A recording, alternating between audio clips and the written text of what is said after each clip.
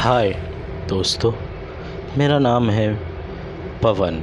मैं आपका स्वागत करता हूँ मेरे अपने यूट्यूब चैनल पे, जिसका नाम है हिंदुस्तान हॉरर दास्तां।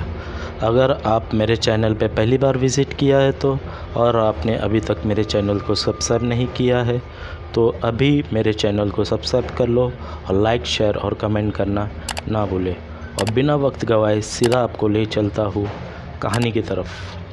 ये कहानी मुझे मेरे एक मित्र ने शेयर की थी, जिनका नाम जुनैद था। उन्होंने अपनी आप बीती मुझसे बताई है। अब मैं ये कहानी उनके ही पॉइंट ऑफ व्यू से आपको बता रहा हूँ। हाय, मेरा नाम जुनैद शेख है और मैं बिहार का रहने वाला हूँ। मेरा गांव सिंधा है, जो बेगूसराय ज़िले में पड़ता है। मैं अभी जो किस्सा आपको बताने जा रहा हूँ वो बहुत से लोगों को मनगढ़ंत भी लग सकती है, लेकिन मेरा यकीन मानिए ये कोई मनगढ़ंत बातें नहीं है। मैं आपको मेरी आप बीती सुनाने जा रहा हूँ। ऐसा है कि मेरा जो गांव है उसके सरहद में एक बूढ़ी औरत रहती थी। सारे गांव वाले उसे डायन के नाम से जानते थे, क्योंकि वो बूढ़ी औरत तांत्रिक विद्या जानती थी और बहुत से लोगों पे जादू टोना भी किया था। इसलिए पूरा गांव उससे डरता भी था।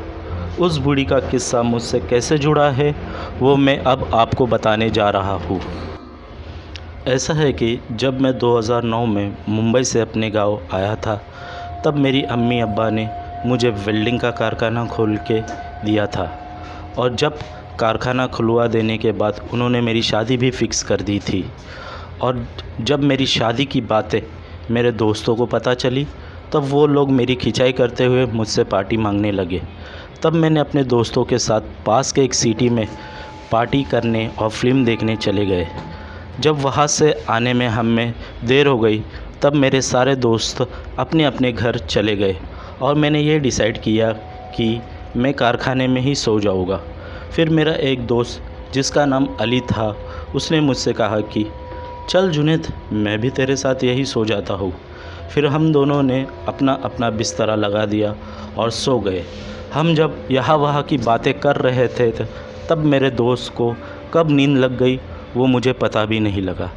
मैं भी थोड़ी देर बाद अपनी करवट बदल कर सो गया। मेरे कारखाने के सामने से NH-31 नंबर का हाईवे गुज़रता था और वही मेरे कारखाने के बगल में एक हॉस्पिटल भी था, जिसका नाम चांद सूरज था। और हमारे जस्ट ऑपोजिट हाईवे के उस तरफ बूढ़ी औरत की झोपड़ी थी। फिर रातों को लगभग शायद 2:30 या 3 बजे हो गए, तब अचानक मेरे कानों में किसी की चीखने की और भूतिया किस्म की आवाज़ आने लगी। तब मैं चीख मारते हुए उठ गया। तब मैंने जो देखा उसे देखकर मेरी रूह काँप गई और मेरे शरीर के पास में ही वो बूढ़ी औरत बैठी थी। तब मैं डरते हुए उस बूढ़ी से पूछा कि क्या कर रही हो। ये पूछते ही वो बूढ़ी ने कहा, कुछ नहीं कर रही हो। ये कहते ही वो हवा की तेज़ी से वहाँ से भागकर गायब हो गई। तब वहाँ जो मेरे कारखाने के बगल में एक गैरेज था, वहाँ से 2 लोग भागते हुए मेरे पास आए और मेरा दोस्त भी उठ खड़ा हुआ। उन 2 लोगों में से जो हुसैन नाम का आदमी था, उसने मुझसे पूछा कि क्या हुआ जुनैद, क्यों इतने ज़ोरों से चीख रहा है। तब मैंने उससे उस बूढ़ी की बातें बताई। तब जो मेरा दोस्त था अली, उसने मेरे तकिए के पास कुछ देखा। तब हम सब ने वहाँ देखकर तो वहाँ मेरे सिरहाने 7 मिट्टी के पत्थर के साथ कुछ बाल भी रखा हुआ मिला। हम तब सब डर गए। अली ने उन सारी चीज़ों को लकड़ी की सहायता से एक कपड़े में लपेट लिया। फिर मैंने ये सोचा कि उसे अपने अम्मी अब्बा के पास ले जाऊँ और उनको दिखा दूँ। मैं उस चीज़ों को मेरी अम्मी अब्बा के पास लेके गया। तब मेरी अम्मी अब्बा भी वो सब चीज़ें देखकर डर गए।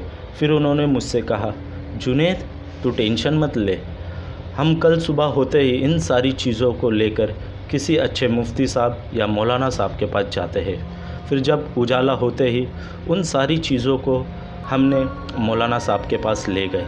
तब मौलाना साहब ने कहा कि आपके बेटे के ऊपर उस बूढ़ी औरत ने काला जादू किया है। फिर मौलाना साहब ने मेरी अम्मी से कहा कि आप लोग चिंता मत करें, मैं उसके अमल को रोक तो सकता हूँ पर पूरी तरह ख़त्म नहीं कर पाऊँगा।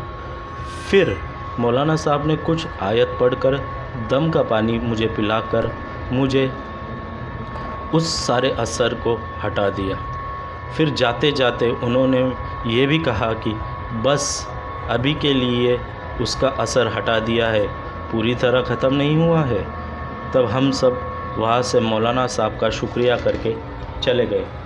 उसके बाद जब कुछ महीने ऐसे ही गुज़र गए, तब घर वालों ने मेरी शादी करवा देने का निर्णय लिया। लगभग 7-8 महीने के बाद मेरी शादी करवा भी दी। शादी हो जाने के बाद सब सही चल रहा था कुछ सालों तक, पर जैसे 2-2.5 साल गुज़र गए तब तक मेरी वाइफ़ प्रेग्नेंट भी हो गई थी। मेरी वाइफ़ का नाम रूबीना था। उसे जैसे ही 5वां महीना लग गया, वैसे ही बुढ़िया ने जो काला अमल मुझ पे किया था वो मेरी वाइफ़ पे नज़र आने लगा। वो कभी रातों को रोते हुए उड़ जाती थी तो कभी चीख कर उड़ जाती थी। ऐसा होते देखकर मैं भी उड़ गया और फिर मेरी अम्मी अब्बा को बुला लाया। तब मेरी अम्मी अब्बा ने उसे शांत करने की कोशिश की, पर वह अपने होश में ही नहीं थी और ना उसे कुछ समझ आ रहा था। फिर वो अचानक उठकर हमारी तरफ खून भरी लाल आँखों से घुर्राते हुए देखकर सब पर हमला कर दिया। तब मैंने और मेरे अब्बा ने उसको नियंत्रित करने की खूब कोशिश की और आखिरकार उस पर हमने कंट्रोल पा लिया और उसके पास एक कमरे में उसे ले जाकर बंद कर दिया।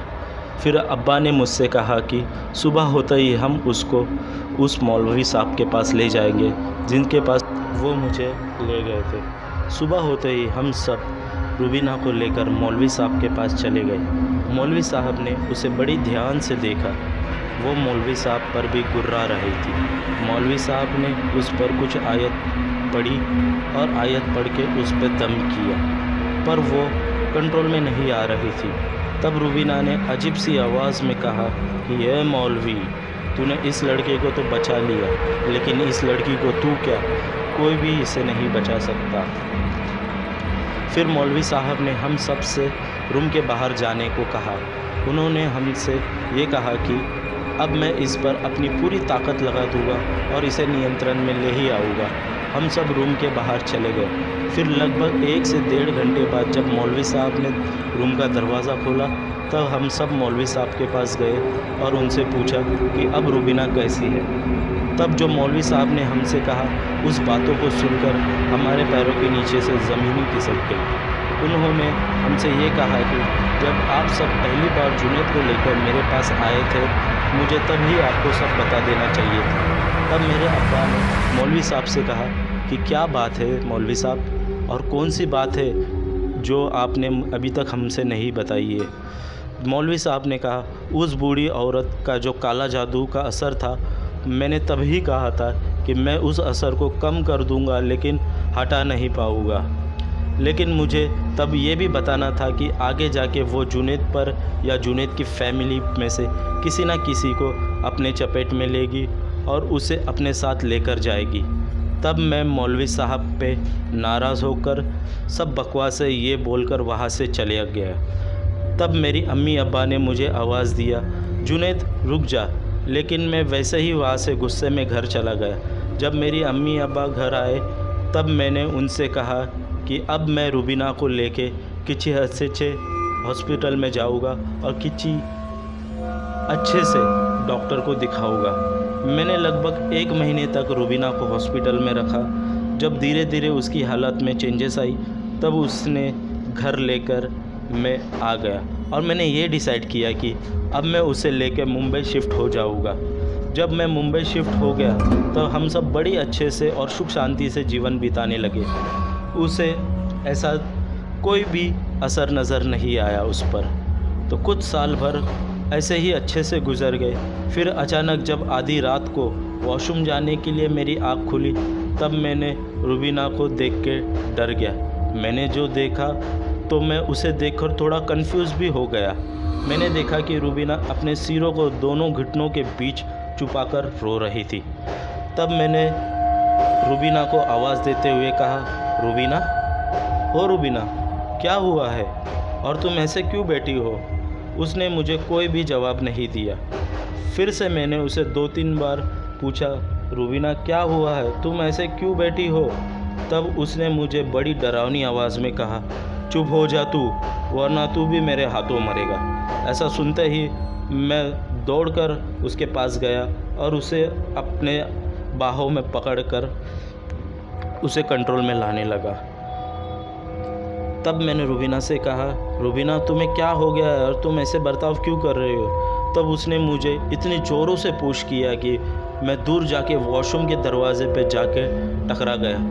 तब मैंने किसी तरह अपने आप को कंट्रोल में लाया और दरवाजे के सहारे खड़ा हो गया और उसके पास जाने की हिम्मत की।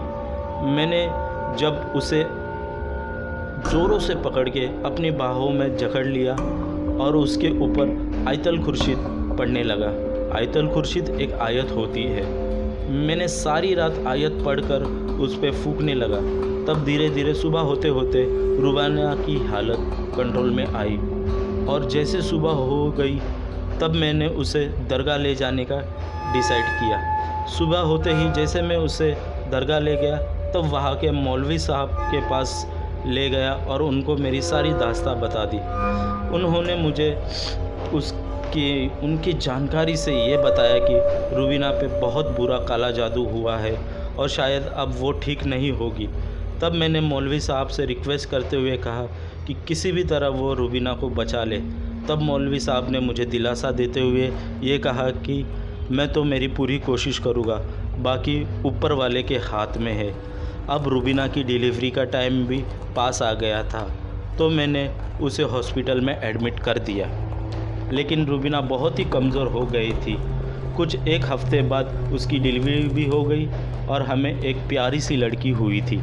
लेकिन रूबीना की हालत इतनी कमज़ोर हो गई थी कि उसे बचाने के चांसेस बहुत ही कम थे। फिर मैंने रूबीना को लेकर घर आया। मैंने ये डिसाइड किया कि कुछ महीने बीत जाने के बाद जैसे ही वो उसके हालत में सुधार आएंगे तब मैं उसे उसी मौलवी साहब के पास दरगाह पे ले जाऊंगा। मैंने ये डिसाइड किया ही था कि उसी रात को जब मेरे कानों पर रूबीना की रोने की आवाज़ आई तो मेरी आँख खुल गई और मैंने जो देखा उसे देख के मैं बहुत ही घबरा गया। मैंने देखा रूबीना बच्चे को दोनों हाथों में हवा में उठाकर वो रो रही थी। तब मैंने झटपट उठकर रूबीना के हाथों से बच्चे को ले लिया और रूबीना पर पढ़ाई करके फूंकने लगा। तब रूबीना धड़ाम से नीचे गिर गई। अब मैंने ये सोचा कि उससे कुछ महीने बाद नहीं, कल सुबह होते ही मौलवी साहब के पास ले जाऊंगा। लेकिन जब सुबह उठकर मैंने रूबीना को जगाने की कोशिश की तब मैंने ये महसूस किया कि उसकी सांसें बंद हो गई थी और वो हम सबको छोड़कर इस दुनिया से चली गई थी। और आखिरकार उसे बूढ़ी औरत कहूँ या डायन कहूँ, उसने मेरी रूबीना को मुझसे छीन ही लिया।